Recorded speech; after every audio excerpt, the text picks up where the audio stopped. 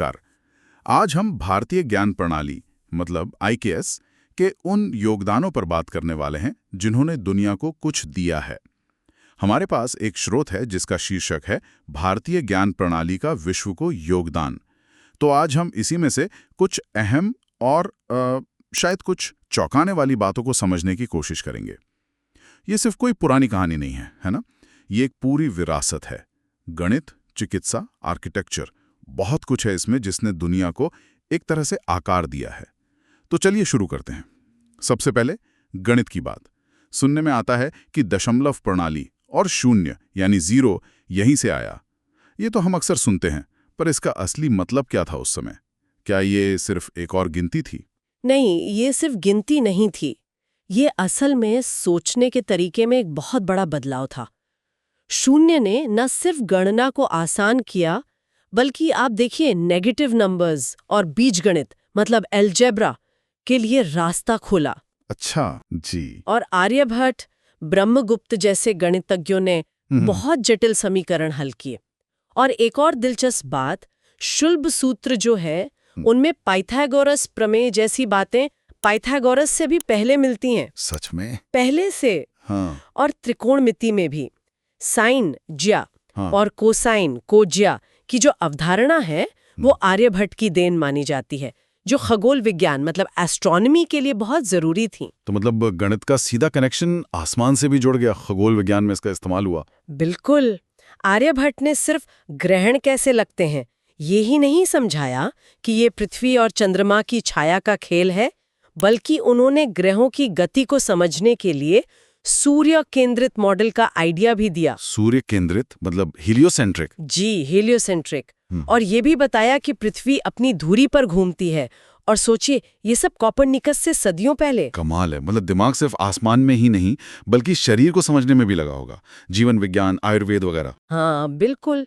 आयुर्वेद को ही देख लीजिए। जीवन का विज्ञान, ये कोई 5000 साल पुरानी एक होलिस्टिक अप्रोच वाली चिकित्सा प्रणाली है। होलिस्टिक मतलब जो सिर्फ बीमारी का इलाज नहीं करती, बल्कि सेहत कैसे बनी रहे इस पर जोर देती है।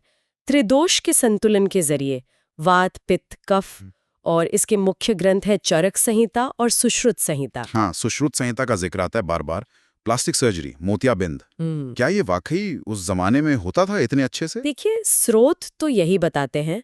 सुश्रुत संहिता में राइनोप्लास्टी यानी नाक की सर्जरी का जो तरीका बताया है, माथे से त्वचा लेकर, वो आज भी जो तकनीक इस्तेमाल होती है उसकी नींव मानी जाती है। और 120 से ज्यादा सर्जिकल औजारों का जिक्र है।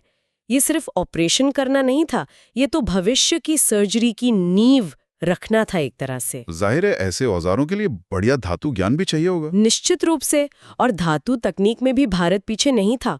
वो वुड स्टील का नाम सुना होगा? हाँ, दमिश्क तलवारें जिससे बनती थी, वही वो यहीं बनता था, जिसे क्रूसिबल स्टील भी कहते हैं। बहुत मजबूत, धारदार। और दिल्ली का लौह स्तंभ, वो 1600 साल से ज्यादा हो गए बिना खास जंग लगे खड़ा है। ये उस समय की मेटलर्जी का कमाल है। कमाल है।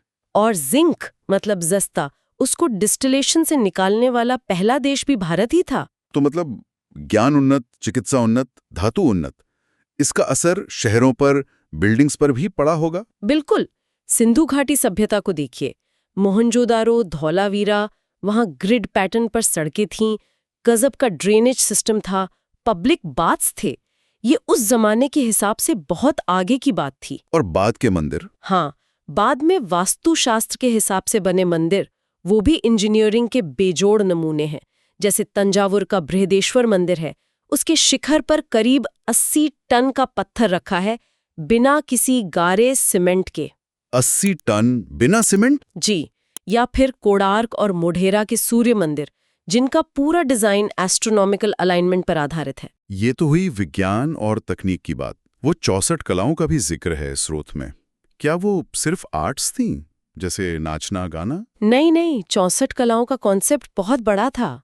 उसमें ललित कलाएं तो थीं ही, साथ में बहुत सारे प्रैक्टिकल और इंटेलेक्चुअल स्किल्स भी थे। मतलब एक तरह से पर्सनालिटी डेवलपमेंट का पूरा पैकेज। अच्छा। और आजकल हम जो कई पारंपरिक चीजें देखते हैं, जैसे योग, ध्यान या मान लीजिए हल्दी, नीम का इस्तेमाल, क्या इनके पीछे भी कोई वैज्ञानिक सोच थी? लगता तो है।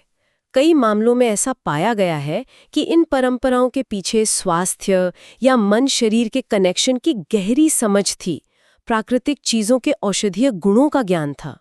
शायद हम आज उसी ज्ञान को दोबारा खोज रहे हैं। तो कुल मिलाकर ये साफ है कि भारतीय ज्ञान प्रणाली सिर्फ कोई फिलॉसफी या अध्यात्म नहीं थी।